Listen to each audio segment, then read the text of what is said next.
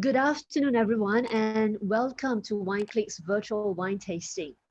Today, we're very honored to have the opportunity to host this tasting with the wines from Inglenook Winery. And I'm sure this winery doesn't require a lot of introduction because yeah, it's been in the market for a good long time and has a long history. The Inglenook legacy began in 1879 when Gustav Neben, a Finnish sea captain, wine connoisseur and entrepreneur, came to Rutherford to build a wine estate. And since then, it has been increasing steadily. The first milestone set by the winery was the 1941 Inglenook Cap Sav, when it was awarded 100 points by the Wine Spectator. More recently, in 1975, the property changed hands and it's now owned by Francis and Eleanor Coppola. They have made several key changes in reuniting the original plot. Well, this is just a little bit about the history. I think we're more excited to hear about this winery, none other than the winemaker, the wine director of Inglenook. So we're very, very happy today to have the time of Mr. Philippe Bascaules, the director of winemaking at Inglenook Winery. And today we also have a good panel of veteran wine collectors, the journalists and writers in this tasting. So I'm sure we will have a very exciting discussion coming ahead.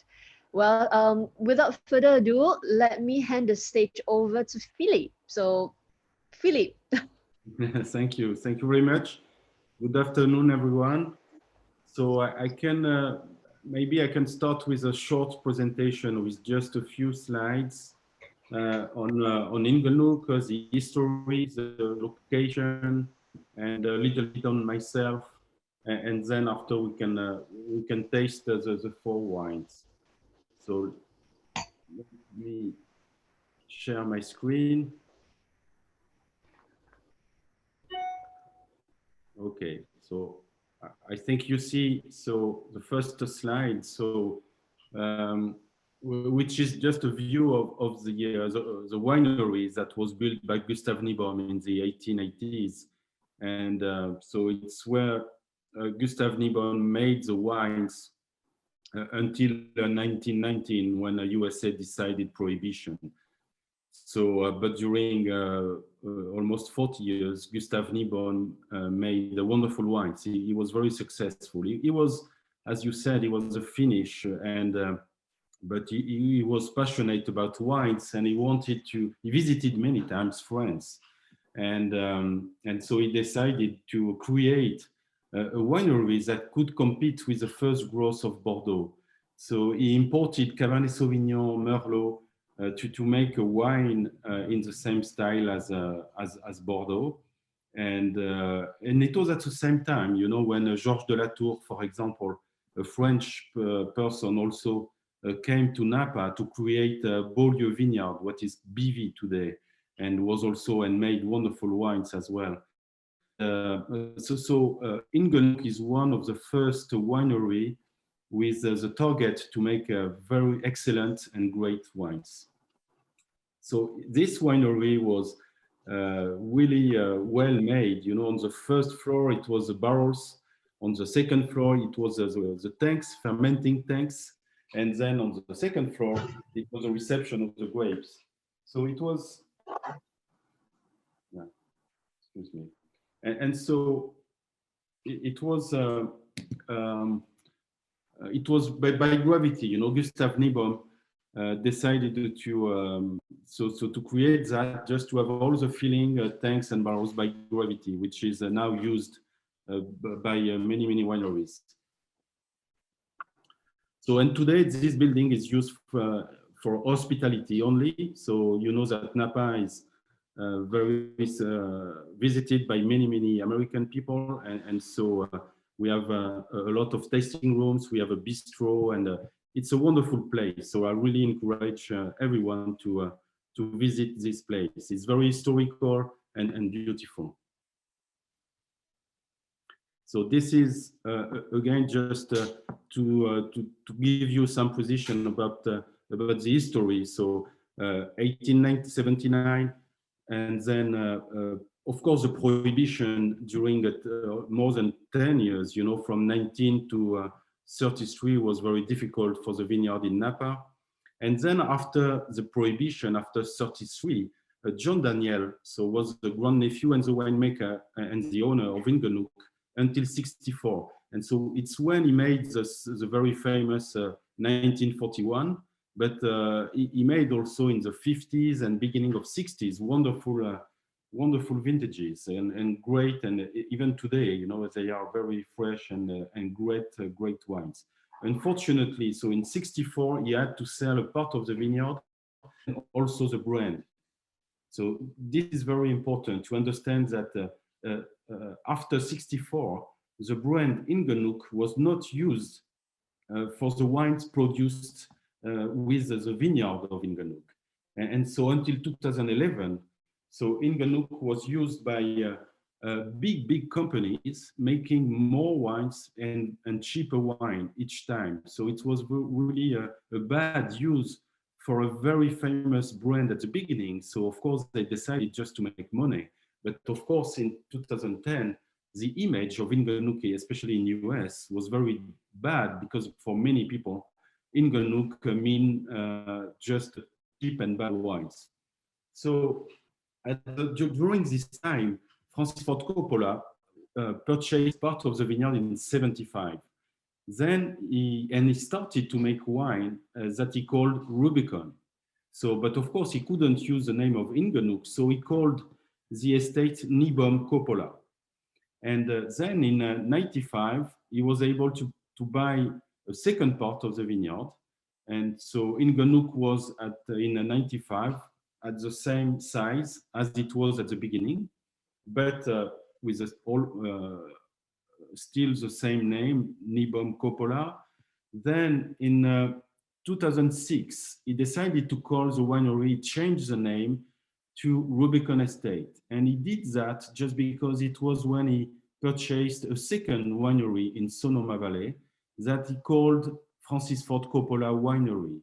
And so he didn't want to create confusion between the two wineries. One in Sonoma, making a lot of cases called Francis Ford Coppola wines. And then a second one, which was Nibom Coppola. And so he decided to call it Rubicon Estate, just to mean that this winery is just for making excellent wines, great wines, only with the grapes produced at Rubicon Estate. And finally, in 2011, he was able to purchase the brand of Inglenook to the big company. So he paid a lot of money for that, but he was sure that it was essential that the vineyard of Inglenook and the estate and the winery has to have the original name that is Inglenook and so famous for collectors. And so since 2011, so now Inglenook is again what it was 1 century ago. And at the same time, so he wanted to hire a French winemaker because he wanted as well to make a link again between France and Inglenook, and to make wines in the same spirit as it was in the 19th century. So again, this is an old picture and a new one with a winery.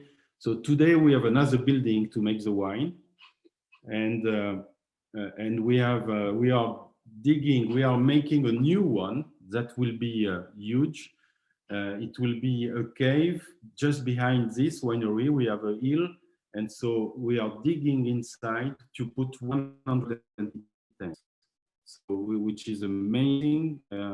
And so we will be able for the next vintage to vinify all the blocks separate, and I'm sure to be much more selective and more precise for the blends.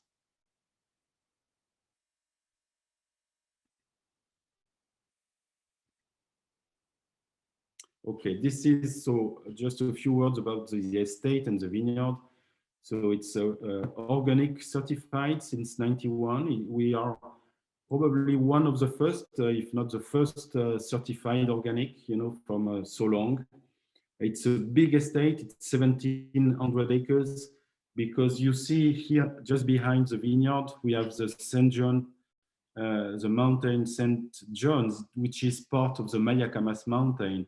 And all this mountain is part of the one of the estate. So of course, it's not used for production. It's just the nature. It's just forest, but it's part of the estate. And then, as you can see, we have the vineyard in the valley, and we have 235 acres. And mainly it's Cabernet Sauvignon. It's 150 acres of Cabernet Sauvignon. Then we have also a little bit of Merlot, Cabernet Franc, and Petit Verdot to make the wines with the Bordeaux varietals. And then we have also some small blocks of Sauvignon Blanc as well. We have also some Roussanne, Marsanne, and Viognier to make a Blancaneaux that we will taste at the end. And we also have a small vineyard of Zinfandel and a small one of Syrah. And as you can see, we have a different type of soils. Napa Valley is a very complex system with a lot of volcanism, and so it's a very diverse soil.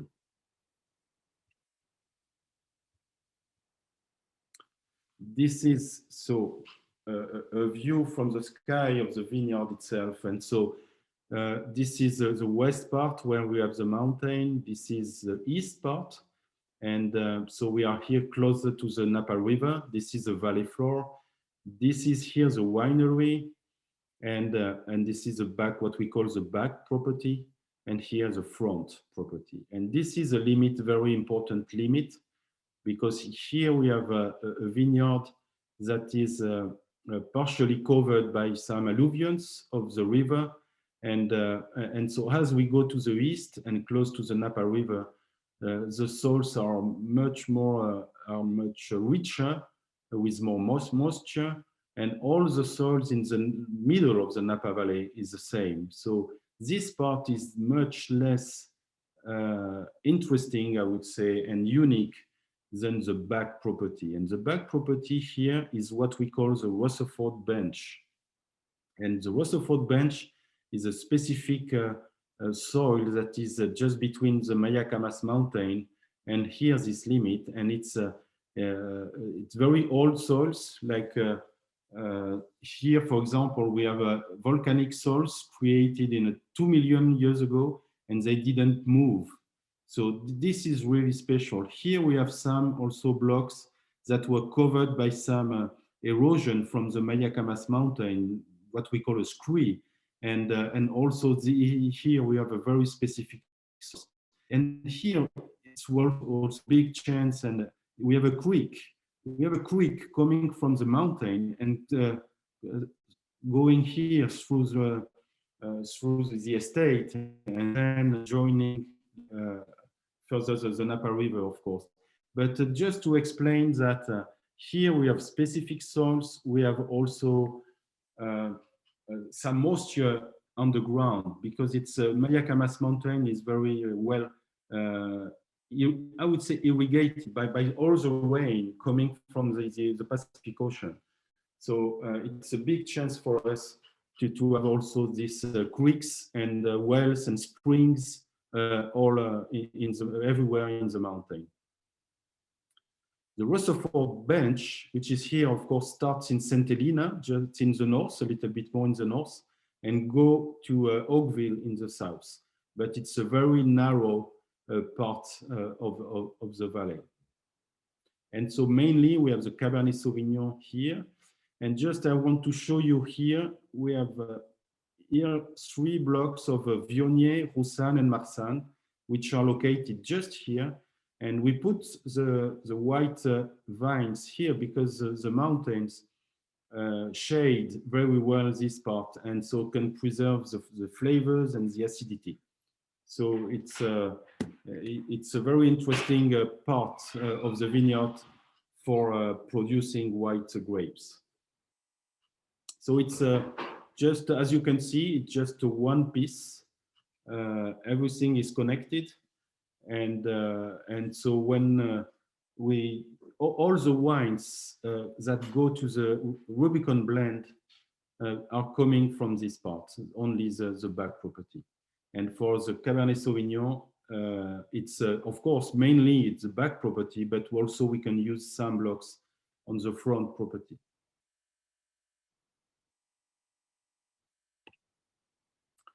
So this is the 3 bottles we will taste. So Rubicon, which is of course the first wine.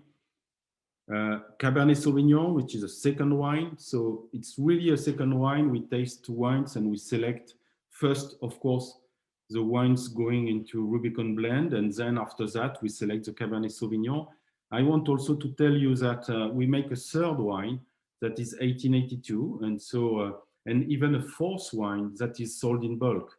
So when I say that Cabernet Sauvignon is a second wine, yes, it is a second wine, but it's also highly selected, and because we have 2 other level of quality below. And so Blancaneaux, which is a unique wine, very interesting blend of Roussanne, Marsanne, and Viognier. The labels are very old. The label of Rubicon, label of Blancaneaux are coming from Gustave Nibom. With the old bottles in the 19th century had exactly the same label. And this label of Cabernet Sauvignon was used for the 40s, 50s, were used by John Dania. So of course, Francis wants really to always, for him, you know, history, he says that heritage is everything. So he is very connected and he really wants to be connected with the past. So just a few words about myself. So you may know, so I spent 20 years at Chateau Margaux from 1990 to 2011. And so I worked with Paul Pontalier, the managing director. And then in late 10 and beginning of 11, I was contacted by Inglenook to know if I wanted to join. And so I visited Inglenook first time, beginning of 11. And so first I was really amazed by the valley itself, by the beauty of the valley, of the estate, of course, the location of the estate. And then I would say the vision of Francis Ford Coppola. You know, he explained to me, you really want to make a wine that is fresher. I would like to have lower alcohol in the wines. I would like that the wines can be very easily drunk, you know, that and also that can pair very well with food. Because to me, wines are just made for drinking at lunch or dinner. It's not. We don't want to make competition. It's not just for tasting. So, and so I was okay. Yeah, I like, of course, this vision. But is it possible to make this type of wine in California? Because myself, the experience I had with Californian wines were not so good, I would say, for my culture, for my taste. And so because I found wines mainly with a lot of alcohol, a lot of tannins, very ripe, and so difficult for me to drink. And so then we tasted together the Inglenook 59. And so I discovered that Inglenook was able to make a wine first able to age 60 years.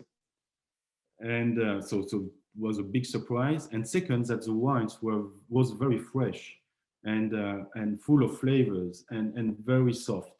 And so I realized that maybe, yeah, Napa is able to produce this type of wine. And so of course it's not to copy, and because it's impossible, and the vineyard today is not the same, and the weather probably is not the same. So we don't want to copy what John Daniel made, of course, but I think I found the challenge very interesting, and so I accepted to go to Inglenook to be winemaker and managing director. And then I spent 6 years until 17, when unfortunately, so Paul Pontalier passed away very quickly. And then, so the owner of Chateau Margaux called me to know if I wanted to come back to Chateau Margaux. And so I accepted and saying, okay, yes, of course, I cannot refuse that. But at the same time, I would like to keep a connection with Inglenook. And so Chateau Margaux accepted that I can continue my collaboration.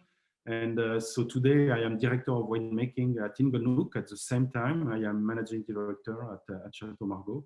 And I spend 6 weeks a year. So every 2 months, I spend a week at Inglenook with the technical team. And I continue to supervise the blendings, but also all the technical decisions. And I have to say that of course, I enjoy a lot to be back every 2 months and spend a week at Inglenook with my colleagues.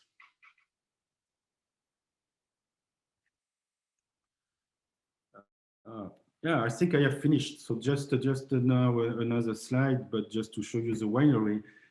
Maybe I can add just about the location, because I think it's also important that when Gustave Niebaum decided to create a first growth, he decided to buy vines just in the middle of the valley, because in the south of the valley the temperature is very cool, very low, because we have all the Pacific air coming inside the valley, and so San Francisco is very cold city, and so the south of Napa is more is suitable for Chardonnay, Pinot Noir, but Gustave Niebaum thought that it wasn't so good for Cabernet Sauvignon. So, and then if you go to the north, it's warmer and warmer.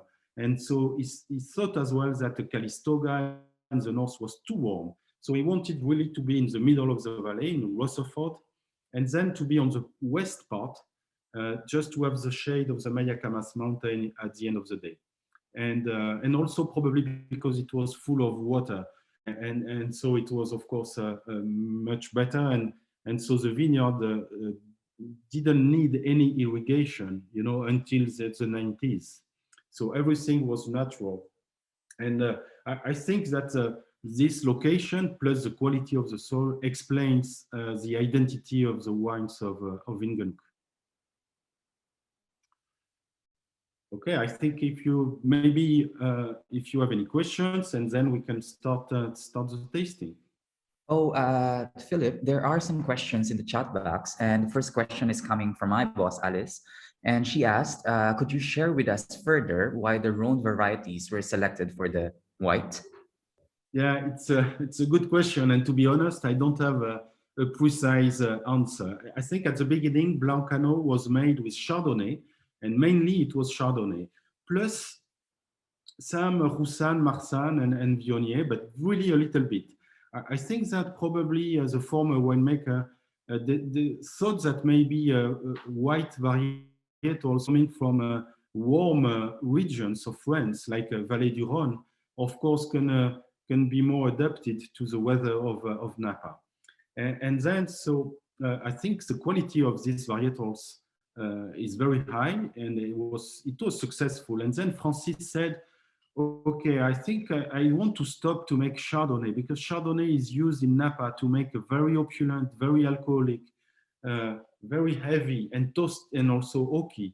And so I don't like this type of wine. So I prefer to stop producing Chardonnay and to make only Roussanne, Marsanne, and Viognier. And so it was 20 years ago that we started to do Blancaneaux only with Roussanne, Marsanne, and Viognier. And when I came, I found the wine wonderful, very with a strong identity. A lot, Roussanne and Marsanne brings minerality, and Viognier intensity. But maybe we can talk about the wine when we will taste it. Okay, and there's another question. It's coming from Dr. Richard Chen, and the question is, approximately how many % of each harvest goes into the Rubicon? And what is the annual production for Rubicon and the Cabernet Sauvignon? Yeah, so we make bulk wines with everything. So to mean that everything we put in bottle is really selected. And of course, we work a lot to decrease the quantity of bulk wines. So and to see how to change the vineyard to be able to optimize, of course, the quality of each block. Rubicon, the production of Rubicon usually is between, it can be very low because the yield can be very low. So it's between 3,000 cases and until, I would say I said 3,000 cases over 12 bottles, and until 8,000 cases. So, and then the Cabernet Sauvignon has a bigger production, so it can be between 5 and 12,000. And then we make the third wine, so it's around 4,000 cases. And so altogether, they represent about 70% of the production of all the Bordeaux varietals. So, so I would say that Rubicon itself, it's 25, maybe between 20 and 25% of the total production of the Bordeaux varietals. So it's a very high selection. Of course, it's we will also some young vines, some old wines. So of course we use much more the old vines for Rubicon. So so it's a small quantity. I am sure that, and I hopefully, but in the future, if we can optimize and eliminate also some disease, and I'm sure that the capacity of Inglenook of producing great wines like Rubicon is much bigger than that. I am sure. Okay, thank you very much. And I think that's all the questions for now. Let's proceed to the tasting. Okay, so I suggest to start with the Cabernet Sauvignon. So Inglenook 17. So we will have 2 wines of 17, so Cabernet Sauvignon and Rubicon, and so we can compare maybe the 2 wines in the same vintage. Then we can taste the Rubicon 16, and so to see the difference between the 2 Rubicon in 2 different vintages, and then we will finish with Blancaneaux 16. So first, Cabernet Sauvignon is the name of the second wine, and it's in Napa is usually used to name the second wine. So it doesn't mean that it's 100% Cabernet Sauvignon. Just legally, we have just to put more than 75%. And so depending on the vintage, it's a blend. So Cabernet Sauvignon Inglenook is also a blend, exactly like a Rubicon. And so we may have more Cabernet Sauvignon into Rubicon blend or less. We can have Cabernet Franc, Petit Verdot and Merlot, depending, and sometimes a little bit of Malbec as well. We have a very small block of Malbec. So the composition, the blendings can vary a lot depending on the vintage. 17 is a hot vintage. So, and especially just before the picking. And so we had to pick very quickly to preserve the acidity and the freshness. And then also because the berries, started to shrivel. And so it was very important during winemaking to lower the level of extraction because the juice was very, very small. And so, of course, especially with a level of alcohol, the extraction of tannins can be very quick. And so we have to anticipate that and to not to do any pumping over sometimes, to lower the temperature and to be ready to run off the wine very quickly and to stop the maceration. So the team, we did that very well in 17. And so even if, of course, the weather was not in favor of the style we want to make, of course, because we really want to make wine with a lot of freshness and very soft tannins and a lot of complexity and a long finish. So even if we, of course, it wasn't an easy vintage for that, but when we taste the wine, I think I am very happy with the quality of tannins because the wine is very soft. The wine show a lot of flavors, and of course it's quite opulent as well. Huh? It's a large wine, but the finish also is very, very fresh, and so I really like the 17 And I think this vintage probably will be ready to be drunk earlier than the 16, I think. And so even today, this one can give a lot of pleasure. And I think it's a good expression of what can be a wine from Inglenook. Just maybe I can tell you also what we change in the vineyard to be able to make wines like that. I think the key quality to me for these wines is to be able to pick earlier.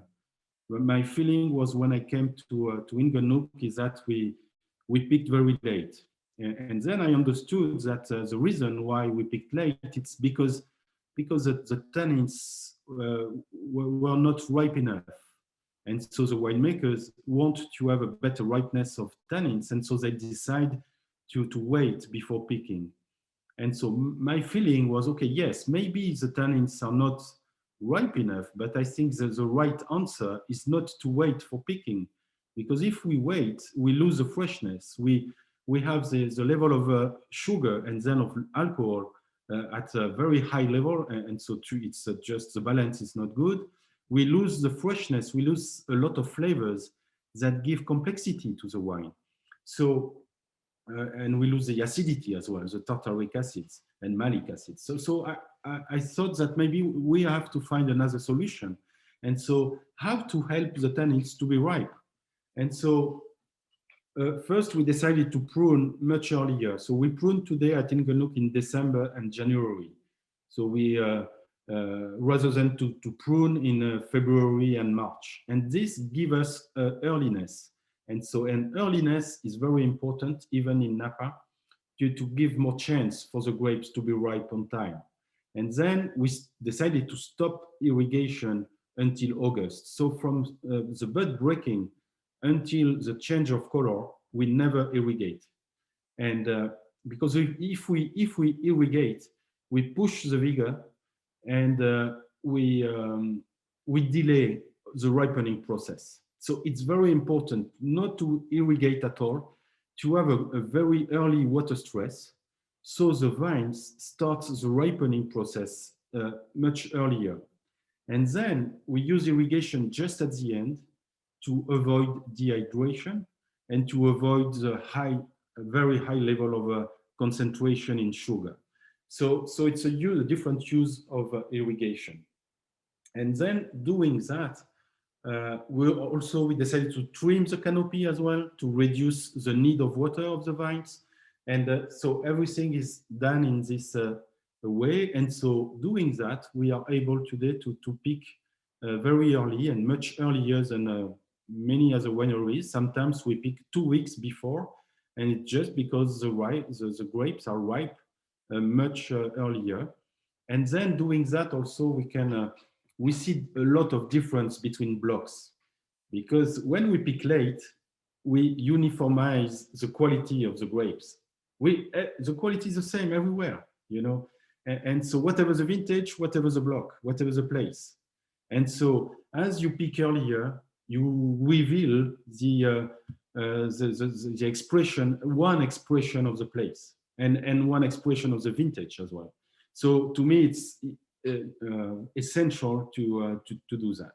Okay. So yes, right. Sorry, please. Sorry, there's a question in the chat room, and it's coming from Weeksgo from the Peak magazine, and his question is, what's the difference in the oak program between the Cabernet and the Rubicon? So Cabernet also, it's another change, but Cabernet Sauvignon before was aged a little bit in American oak, and so but today and from 13 or 14, it's only French oak, and so Rubicon as well is 100% French oak. And Rubicon is around 75% new oak, and Cabernet Sauvignon is around 50%, between 40 and 50% of new oak. And the aging lasts around 18 months, you know, between 18 and 20 months. So the bottling usually takes place in June, July. So I think we can taste the Rubicon and see how we select the wines for Rubicon and for Cabernet Sauvignon, we don't have any difference in concentration between the two wines. So, you know, if you see the analysis, you will see the same level of alcohol, same quantity of tannins, the same pH. So it's very small differences. It's not, but the difference is really about the quality of tannins, about the integration. You know, the tannins in Rubicon are much softer and finer than what we have in Cabernet Sauvignon. Then we also have a more freshness. I think we have a higher complexity in flavors on the nose, and because we have also some red fruit, and so it's more complex, and we have also a much longer persistence in the aftertaste. And so as we have these qualities, of course, Rubicon will also and has a higher potential of ageability for sure. And so, and we will see that, especially I think in the 16, that to me is one of the best vintage. But I hope that that the Rubicon 16 may have the same ageabilities and you know, the Inglenook wines they produced in the 50s and 60s. So of course we will see that in the future. But I think it's okay. So we can, yeah. I will taste the Rubicon. Yeah. So to me, it's just yeah, the texture is softer. Is also give a higher sensation of everything, and then the length. You know, this one you can also taste again in 2 hours. It will the wine will give you more different sensation and flavors, and it's so I am sure that in 10 years it will be a wonderful bottle. Even if at the same time, as I said, we can enjoy this wine also today. You know, with meat, it will be perfect as well.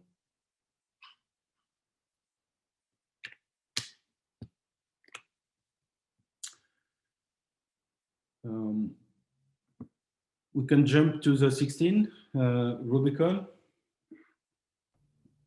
Philippe. Yes.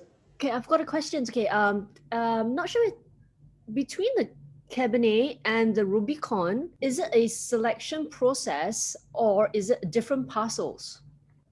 So it's a selection process. In my philosophy, I don't want, you know, with a vineyard, I don't want to make second wine or third wine and fourth wine, of course. I just want to make first wine, because I think we are, of course, we know that it's not possible. But if we start in the vineyard, and if I say to the team, okay, with this block, we will make Rubicon. And with this one, we will make Cabernet Sauvignon. And then if with another one, we will make a third wine. Of course, it will be the case. You know, it's if everyone knows that the destination of this block is the second wine, it will never make the first one. And so to me, it's very important to communicate that we want to make Rubicon everywhere. And so if it's not the case, okay, what can we do to change the quality of the grapes to be able to use it for Rubicon blend? And so to answer the question, so no, there is no decided blocks for Cabernet Sauvignon, even if of course we know, and I told you that, yeah, the Rutherford bench, the back property, of course, is much better than the front. And so we know that it will be very difficult to make Rubicon with some blocks of the front property, but still we work a lot on it just to know, okay, how can we change the density, the varietals, the orientation of the row, which is also very important. How can it change the irrigation system, for example, or what can we do? But we work on it just to increase the quality of everything. And I am sure that doing that, we make the best second wine possible. Because again, if we communicate that this block is for second or third wine, I'm sure that the quality will be lower. So it's essential for me to select the blends, just tasting the wines. And so every year we start from a blank page, and we try to select just the best wines for Rubicon. Thank you. Okay, and in relation to that, right, there is a question here, and it says that from the info sheet on the website, it appears that Rubicon comes mostly from plots located in the southwestern part of the estate. Is there any particular reason why? So southwestern, so it's a west and south, yeah, because Napa Valley is not exactly north-south, so it's just the back property. When we say that, it's the back property. And so the reason is because, as we go further from the mountain, the soils are deeper and richer because they have some alluvions from the river. And so the vigor of the vines is bigger, and also the flavors are different. And so it's a reason that just the Rutherford bench, that is really a unique place, can make the quality that we want to have in the Rubicon blend. So then, it's also the experience. I think it's it's difficult to know all the reasons, of course, but it's a reason that also we want to improve the quality of the other blocks. But yes, the southwest of the estates are the blocks of the Rutherford bench. Okay, would you like to show the 2016 now? Yes. So 16. So is a cool vintage. So it was a wonderful vintage, very smooth. And so we never had a heat wave. We had also some rain in winter and spring. So we had a good reservoir of water at the beginning of the season. And then we had a gentle weather as well for the picking. So it was a good yield as well, so which is good news. And I think as well that a good yield can be better than a low yield, because when you have a good yield, it also gives a better balance between acidity and sugar, and you have more time to pick and to adjust the picking date compared to 17 or 15 when you have heat waves, and then you have no choice. You have to pick as quick as possible. And so in 16 it was very gentle, and I really like the balance of the wine. We have much more freshness in the 16, so it's really the style we like. And then, so of course I am very confident that this wine can age beautifully. And so personally, I would wait a little bit longer to drink the 16 compared to the 17. But again, it's also the quality of tannins makes the wine very enjoyable. So even now, so it's up to the consumer, and the tasting is different in 16. We have the entrance is not as big as the 17. The 17 has a big entrance, and the 16 had a very soft entrance. And then the wine is developing on the palate very beautifully, and so the wine is much more powerful at the end than at the beginning. And I really love this dynamic of the tasting. When you have nothing aggressive, but then you feel more and more flavors, and with a very subtle texture, and then and the finish, it's not astringent, it's just flavors.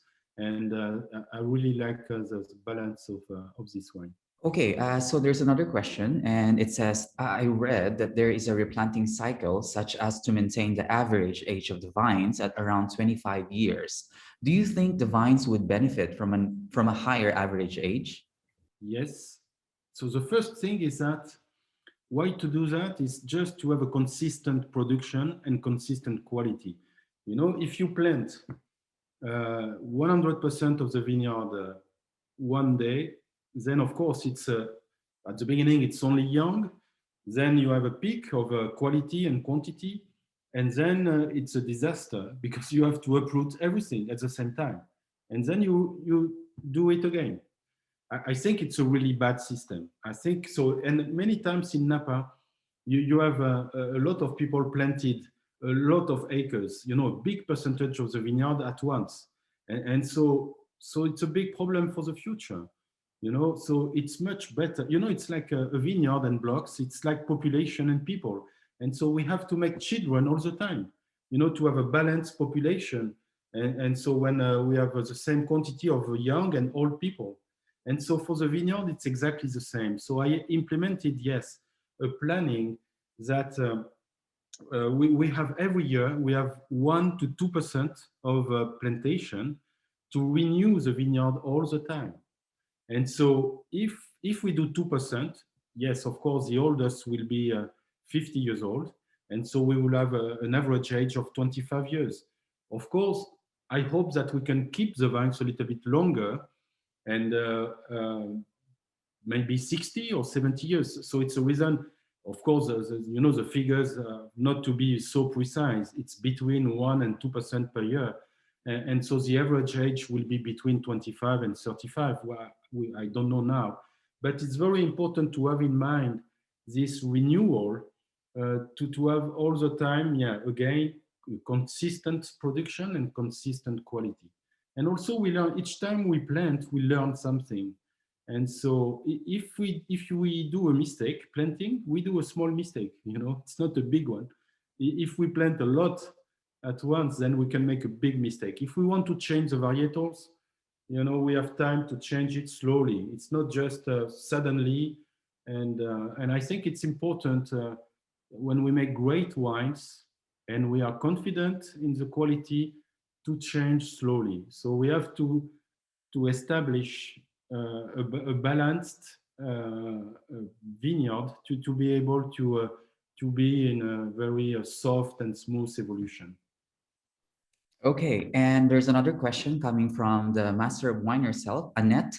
And she asked, I noticed that the 2017 Rubicon has 10% of Merlot.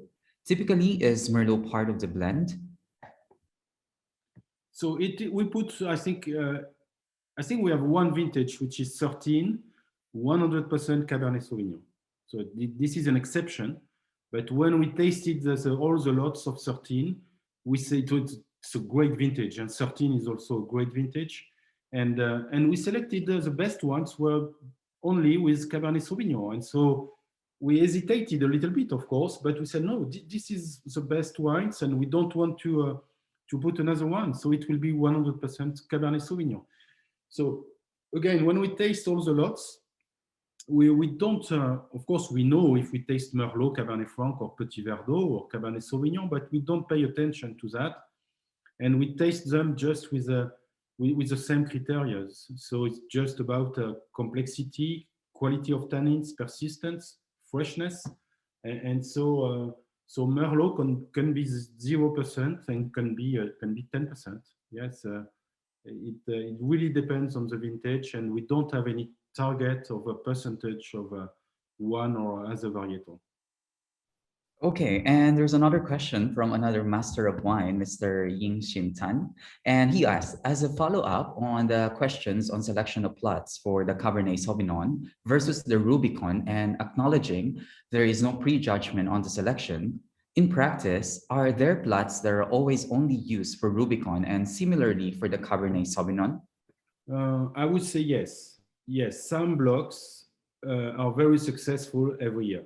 Yes, and so if and some blocks producing Cabernet Sauvignon, sometimes they can, of course, they can be disappointing, and so sometimes they can produce just the third wine. But of course, we have some disappointments depending on the vintage. But yes, some blocks, you know, especially in the back property, I can show you in the map, they produce every year, yeah, so Rubicon wine, of course. Yes, it's because, you know, great blocks are very consistent, you know, because they are with the quality of the soil, with the age, they have a very consistent feeding and watering, and probably, I don't know why, but they are all the time in the Rubicon blend. Yes, but nevertheless, we every time we vinify in a different tank, and we check that yes, the quality is it's at the usual level. You know, we are not confident at 100%. We want to check everything, every block is checked, and it's a reason that the 120 tanks we will have in the new winery will be so important, because we will be able to check more precisely and to separate the vineyard in smaller areas. And so I hope that we will be able to identify some better blocks, not blocks, but better sub blocks, you know, small areas inside the blocks that maybe we can produce Rubicon with it, and the rest will go only in the second or third wine. So selection of grapes, very important. Not to be too confident, putting vinifying separate in different tanks, and then we taste. Okay, yeah, this is a process. Even if, yes, of course, at the end, we see that many blocks make the same blends, of course. Okay, last two questions before we proceed tasting the Blancaneaux. A question from Alice, and she asked, do you have your own nursery? No, we don't, because it's a job. Huh? It's not so easy to have our own nursery. And but it's an interesting question, because Gustave Niebaum, you know, was one of the first to bring Cabernet Sauvignon and Merlot in the Napa Valley, and so he imported that from France, from Bordeaux, and then so he planted at that time. Of course, it wasn't a clones; it was a massal selection, and we kept the same vines from the 19th century. So we planted, of course, many times, and even today we have some blocks planted with the same materials. And the Napa, the Davis University wanted to make a selection of Cabernet Sauvignon clones. And they came to Inglenook and they selected the clone 29. That is a clone that was brought by Gustave Niebaum. And today, so we have different clones, because of course we like diversity. So we have the clone 29, but that is originally coming from Inglenook, but we have others. And also we still have some blocks with the massal selection. So with a lot of diversity, and we continue to use all the massal selection, you know, to keep the diversity of the DNA of the Cabernet Sauvignon at Inglenook. So it's very important for us to keep that. Okay, and last question. How are the yields at Inglenook right now? In your interview with Jane Anson in 2014, I understand you managed to raise yields to 3 and 5 tons per acre. Has this decreased with your replanting cycle? Of course, when we uproot, of course, the blocks are not in production. So the production, of course, is lower. When we started to uproot, of course, the total production lowered, but then the yield is calculated only on the productive vines. So, and when I came, we had in many vintages like 8, 9, 10, 11 at a very low yield, and the production was I remember it was 2 tons per acre. So 2 tons per acre is less than 30 hectoliters per hectare. So it's very low. And so I said, why to produce such a low quantity? And so maybe it can be better, as you know, 16 is a good example of a higher yield, and probably it was like 3.5, maybe in 16. And so I think, yeah, the goal was maybe why not to try to increase a little bit the yield to 3.5. I think to be higher than 4 we can be in trouble, you know, because then you take the risk that if you have a very cool vintage, or sometimes even if it doesn't happen very often, but we can have some rain, or of course if you go over 4 tons per acre, which is around the 55 hectoliters per hectare, then it can be, you are maybe in danger depending on the weather conditions. So to me, yeah, a good target is to be at between 3 and 3.5 tons per acre. Okay, thank you very much. Now let's proceed tasting the last wine, the Blancaneaux 2016.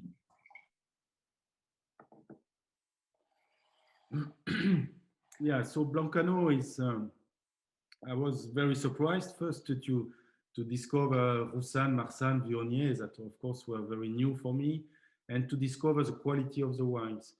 Uh, because the wines are very fresh. And so I cannot, when I just, smelling the wine, I can't guess that this is from California.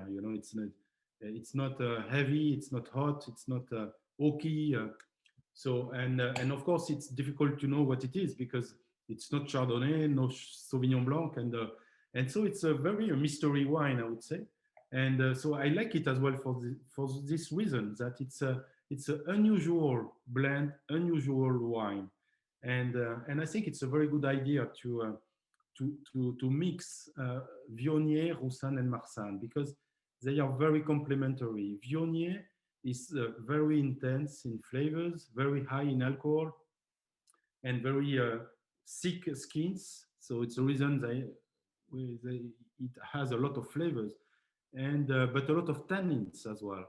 And so Viognier can be very bitter. Viognier is a difficult varietal to use, to press, to vinify. And then you have the Roussanne and Marsanne that are much more gentle, with a lot, so much less perfume, and but the interest and lower alcohol as well. Huh? Roussanne, Marsanne, ripe, they reach just 12.5% alcohol. So it's for California, it's very low. And the Viognier is 14.5. So to mix them, make a wine at a very good level of alcohol, like a 13%. I don't know exactly. Yes, it's 13.5 for the 16.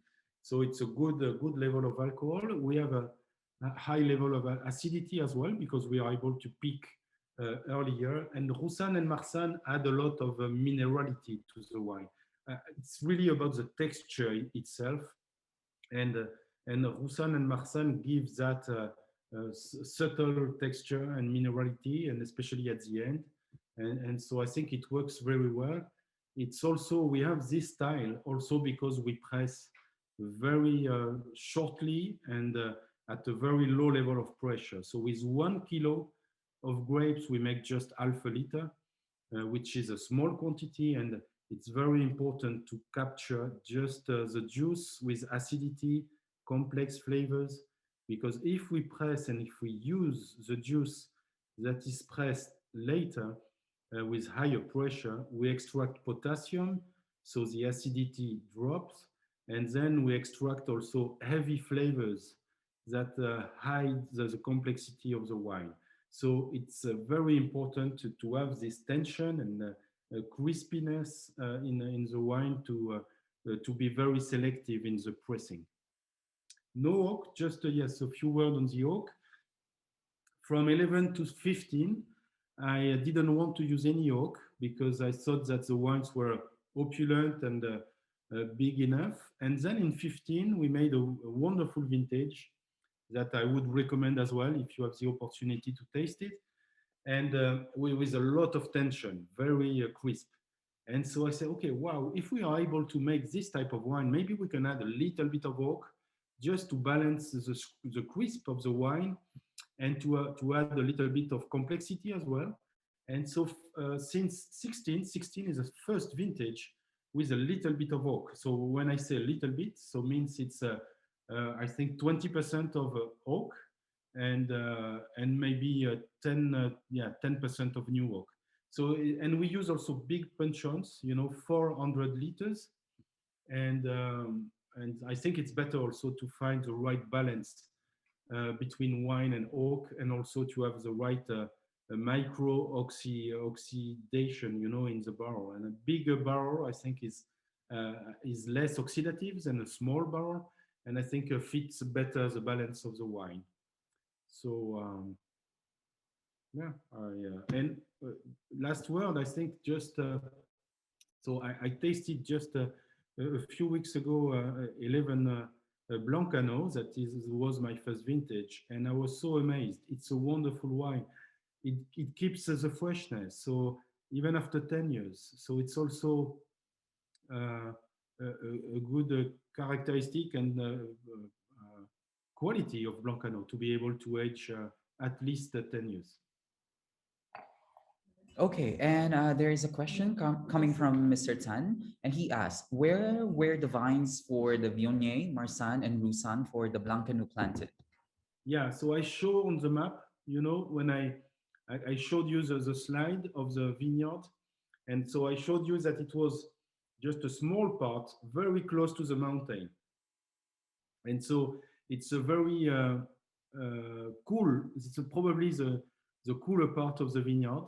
And so the former winemaker decided to put Roussanne, Marsanne, and Viognier there just to preserve the freshness of the flavors, of course. And he thought as well that maybe for the red, it was too cool, too cold. And so he put, he put all the vines there. I think it's, of course, one of the explanation of the quality of the grapes and the quality of the wine. That because they are located in very good soils, volcanic soils, with a very good drainage, very good moisture, and the shade of the mountain. So it's perfect location for the wine. Okay, and there's a follow-up question from Ying. He's asking how old are the vines? So we have the oldest are from Zinfandel, planted in the 70s. And so it's the old system, and the note racing system. So it's like bushes. It's a very interesting system. The vineyard of Napa changed completely in the 90s when people decided to copy Bordeaux and Burgundy and to increase the density, putting a VSP system, and putting irrigation as well, because before it wasn't irrigated. But increasing the density, increasing the canopy, of course, you increase the need of water for the vines. And so it was a big change. So at Inglenook, we still have some old vines, so 50 years old of Zinfandel, that are managed like that, like bushes. And then the oldest Cabernet Sauvignon are from 88. So, 30 years old, so it's not so old. And then we planted also a lot in the 90s. Excuse me. You know that in California as well, they had the vineyard had many problems with disease, with the rootstock phylloxera, because the phylloxera came back, and some rootstock were not resistant to phylloxera enough, and so they had to uproot and plant again the vines. So today the vines of Inglenook are quite young, because and especially for Rubicon, because the oldest are just 30 years old, and many of them are like 15, 20 years old. So I think, and it's the reason I am optimistic as well with the quality of the vine and of the wines, because the vineyard itself will get older, and I'm sure the quality continues to improve. Okay, and another question coming from Annette. And she asks, regarding the varieties, is it co-fermented or blended after fermentation? Yeah, blended after fermentation. To me, it's very important to preserve the quality of each block, and just to know, I'm not confident in the quality, so I want to check. So I want to separate, to vinify, and to taste. And it's only when I taste that I can judge the quality of the grapes and judge the quality of the work we have done in the vineyard. So to me, it's very important. If we blend, if we co-ferment, and if it's very good, but or disappointing, so we will never know which part of the tank is responsible for that. So to me, it's very important to put in a tank very homogeneous quality. And then we do some experiments, because I know that some winemakers says that the co-fermentation can be better.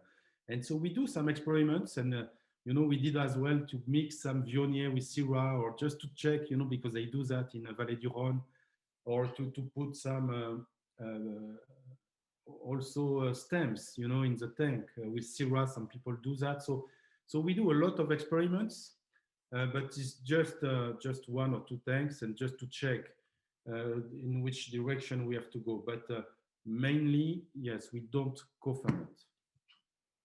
Okay, sorry, let me just correct the question earlier by Ying. The question is, when are the Viognier, Marsanne, and Roussanne planted? Okay, when?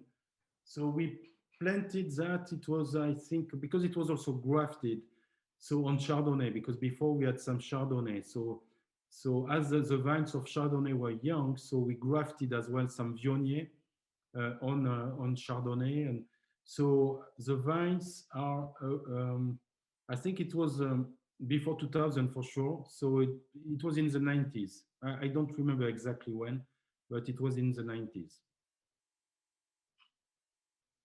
Okay, thank you very much. Oh, there's another question just came in, coming from Jonas.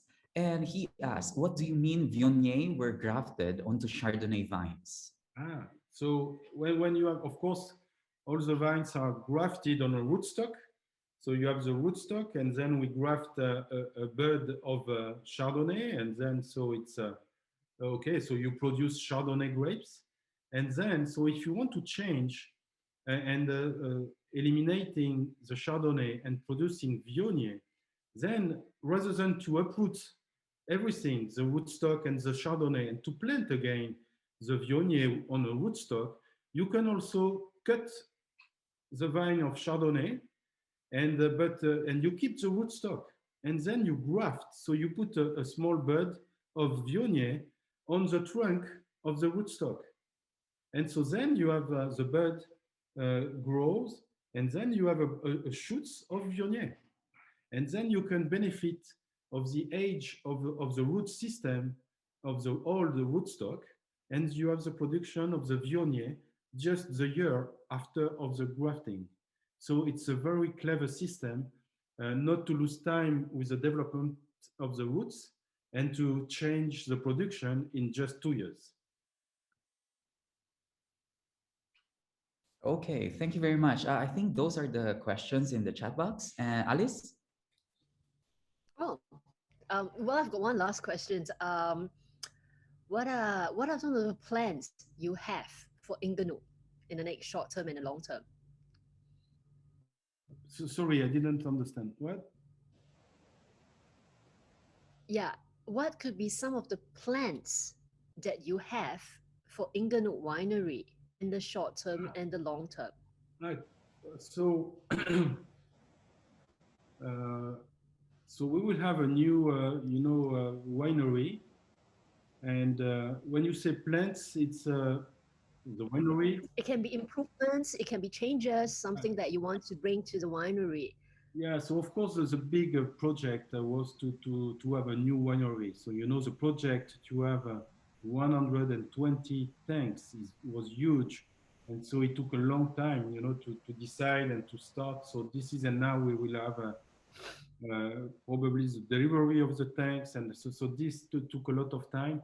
And then we have also an experiment, very important experiment on a block of Cabernet Sauvignon, where we have the head prune system, the cross arm system, and the VSP system. It's just to know what could be the best system to manage the vines and the vineyard. So I think we have a lot of questions. So I would say that the most important is to put experiments in place to have answers to our question.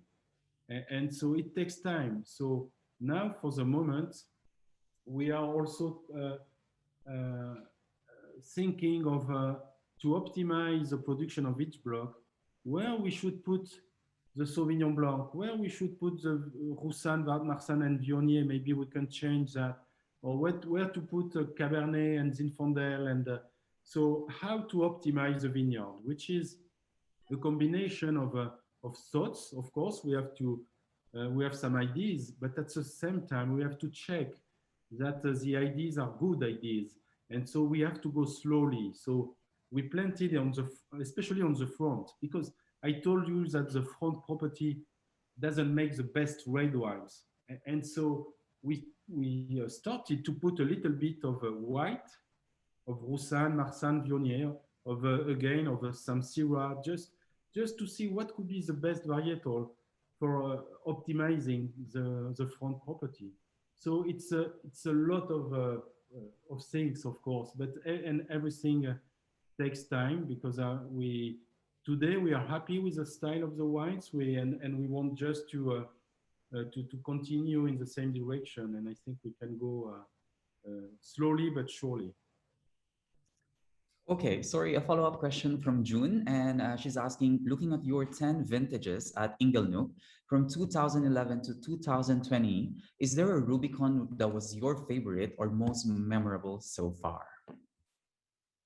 So you know we I talk about 17 and 16, and I'm sure you understood that I prefer 16 as a, but I am at the same time I'm very happy that that we are able to make 17, because it's also the expression of the vintage itself, and I'm sure that many people may prefer 17 than 16. So it's okay. The most important is to have an expression of the vintage, and we worked a lot on that, and again picking early is very useful in this way. And then we I would say that we have 13, 16, 18, and probably 19 are to me in the same style. So so because we have the freshness, we have the complexity that I like in the wines, and so and we have 15 and 17 that are a little bit bigger, you know, a little bit riper and with more opulence, and then 14 is a little bit intermediate, and but if I have to pick one, I would say 13. You know, each time I taste 13, and maybe because today it's also 8 years old, so it started to evolve, but I really like the texture. It's a wonderful texture, a wonderful freshness. So so far, yes, I would say 13. Okay, I think that's all. Yep. Alice? No, I just want to say thank you. And I think it's been a very interesting and knowledgeable sessions for you to be able to share your journey with Inglenook, for you to be able to share the expertise and the changes on what you have created and what you have developed and what you have improved at Inglenook. So I think all of us today have a better understanding of Inglenook, the history of Inglenook, and where it started and where it is now and where it will be in the future. So thank you very much, Philippe. You know, yeah, and we hope to welcome you in Singapore whenever the airspace is opened. And yes. Thank you very much. Thank you everyone for your time, and I again recommend that to come to Inglenook, to enjoy the place, to really to enjoy the Napa Valley, of course, which is gorgeous, and also to enjoy the wine. So please take time to visit Inglenook. It's really a wonderful place, and you will be very well received. So I hope that you will be able soon. And myself, you know, it's been a year that I have not been at Inglenook for a COVID reason, of course, and so I am very anxious to go back to Inglenook. I hope before summer. Yes. Well, thank you, everyone. Goodbye. Thank you. Thank you. Bye, everyone. Bye bye.